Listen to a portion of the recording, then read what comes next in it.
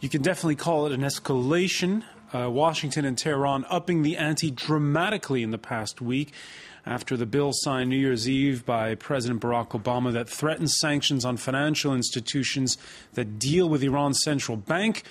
Iran test-firing medium-range missiles in the Strait of Hormuz, where 20% of the world's oil transits every day. Now, this Tuesday, the top commander of Iran's army warning U.S. warships not to return to the Strait. But muscle flexing comes at a cost. While U.S. voters see the price at the pump rise, ordinary Iranians feeling the pinch in a big way, with their currency plummeting. Iranians who have their own election coming up, a March parliamentary poll, the first big election since unprecedented protests back in 2009. And if Iranians boycott those in numbers, could the regime possibly face a far bigger crisis at home than with its adversaries abroad? Today in the France 24 debate, Iran under pressure. And with us to talk about it from Tel Aviv, political scientist Meir Javedanfar of MIPAS. Thank you for being with us. From Los Angeles, Mohammed SAHIMI of U.S. Public Broadcasting System PBS's news site TehranBureau.com. Ali Fatemi, who teaches at the American Graduate School of Business and Economics. Thank you for being with us. And Rouzbeh PARSI of EU think tank, the European Union Institute for Security Studies. The France 24 debate, where you can weigh in on the conversation on Facebook and also on Twitter, our handle here at FrancoisF24. As we mentioned, this Tuesday, the conclusion of those naval exercises in the Strait of Hormuz with this blunt warning to Washington. In my opinion, the enemies who needed to leave have left. After our drill, the enemy's carrier was moved to the Sea of Oman. And our belief is we are not starting anything unreasonable, but we are ready for any threat.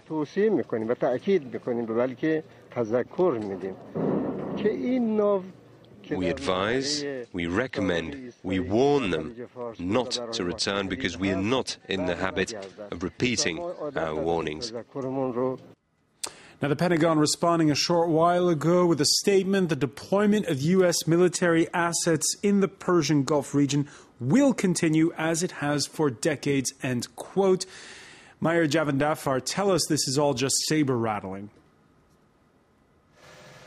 I would like to say that this is just sabre-rattling, but I'm becoming really concerned because the Iranian government today basically issued a challenge to the United States Navy, saying that if they come back, there could be confrontation. And the Americans have just said, we are going to come back. So the pressure is increasing by the minute. But I think in the long run, I think the party which is looking like the weaker party is the Iranian government here, because I think they are basically weakening themselves, at least diplomatically, if not economically, on the international stage. Basically, the recent threat that they were going to close the Strait of Hormuz backfired badly, because that basically made Iran look like the aggressor, and it made a lot of the Persian Gulf countries very concerned. And I think, at least diplomatically, they were placed further inside the anti-Iran camp with the United States.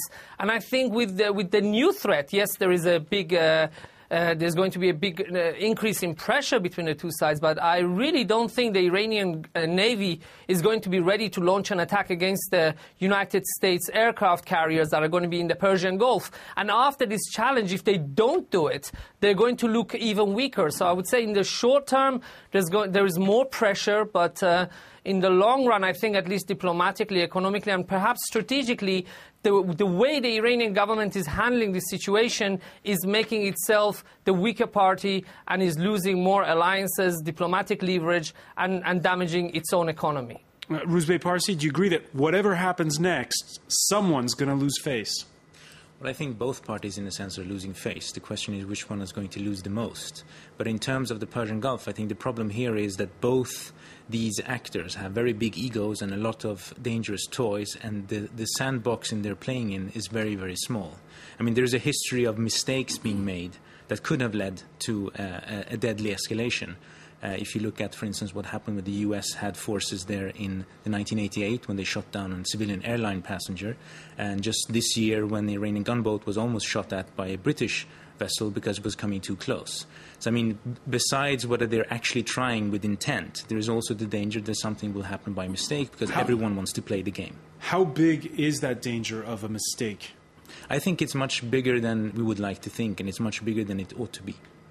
Do you agree with that, Ali Fatemi? Well, I personally think most of this is just hot air. There used to be one person in Iran who used to shoot his mouth without knowing what he's talking about, Ahmadinejad, and now everybody's taking after him. These guys don't know what they're talking about. They don't know the whole world is listening. They think that they like what they say for the sound of it domestically, and they don't realize that the analyst will look at these things, they take him seriously. But I really don't believe the Iranian Navy or armed forces are anywhere close to challenging the U.S., or I doubt it very much. And I don't think this is going to get to anywhere. I think the Iranians are the ones who are going to back down, and hopefully the U.S. plays it smart and does not do anything rash. Do you agree, Mohammed Sahimi, that Iran's president is in over his head? Well, I think the military maneuver and also the warning by Major General Ayatollah Salehi is mostly for internal consumption. They want to keep the population sort of excited and nationalistic. But at the same time, as Mr. PARSI pointed out, there is also a history here that cannot be neglected. We have to remember that in 1987, 1988, the Navy of the NATO alliance intervened in the Iran-Iraq war and started escorting the Arab oil tankers that led to U.S. Navy attack on Iranian offshore installation and also shutting down Iranian airline passenger that killed 290 people. So there is a history here that cannot be ignored, and both sides are actually contributing to increasing tension in the region. I would, if I were in the charge of Iranian government, I would not do this type of saber-rattling that they are doing. But at the same time, unlike what the other guest said, I don't believe that while it is true that Iranian Navy cannot confront the U.S. Fifth Fleet in the Persian Gulf in a conventional war, they have quite capability in terms of asymmetric warfare that can lead to a major war in the Persian Gulf. So both sides should be very careful about what they are saying and what they are doing. All right, and should mention that as a result of what's going on, the price of oil this Tuesday above $100 a barrel in New York. It's flirting with 6-month highs. Meir Javedanfar, you penned a piece a couple of days ago in which you say that the U.S. President, Barack Obama, if he's not careful, could face a Jimmy Carter moment. Well, at least, yes, that was my take from a recent article I read in an Iranian website. It was a point of view article, which I actually agree with. The Iranians realize that the economy is the Achilles heels of President Obama. So by basically issuing these challenges, they know that the natural reaction in the oil market is that the price of oil shoots up. So within less than a year to go prior to the U.S. elections, if the price of oil reaches new highs, if more people lose their jobs in the United States, more businesses are shut, the basically popularity of President Obama is going to plummet, and he could basically lose his election on that. So I think this is a danger. President Obama has to be very careful here. And I think this is why with the new sanctions, I don't think he really wanted it. I think he was basically pushed through the door by the Congress to basically carry it out. And he has to be very careful. He does reserve the right to waive them if they're causing too much damage to the U.S. economy. But that could also go against him, because the Republicans could say that basically, he basically chickened out, if you want to say, in front of Iran. So he's a weak leader. So he's in a very, very difficult situation. I think President Obama should really hope that the price of oil doesn't reach unbearable highs, because after that, no matter what happens, it will be against him. But there's one thing I would like to say, François, one thing that really worries me about the United States, and that is the recent congressional drive to ban diplomacy with Iran. This is something that the entire international community, including the government of the State of Israel, has to be worried about. If we shut the door of diplomacy with the government of Ayatollah Khamenei, we are helping them. This is exactly what he wants. This regime thrives in isolation. Every time the international community has gotten close to them, the regime has weakened, there's been more infighting, because believe it or not, there are people within the regime who don't agree with the way the nuclear file is being handled. And by shutting the door of diplomacy, not only are we cornering ourselves, not only are we limiting our options, we are basically helping the hardliners. We don't want that. We want to weaken them. We want to talk to them. I don't think there will be a miracle and we'll have peace with Iran or understanding within 2 months.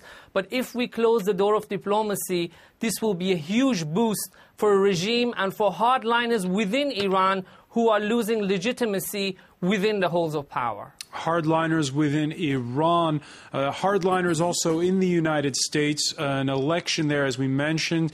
The Iowa caucus is taking place this Tuesday, and there too the ante raised, as Meir Javedanfar was saying. Let's just listen for a moment to the Republican frontrunner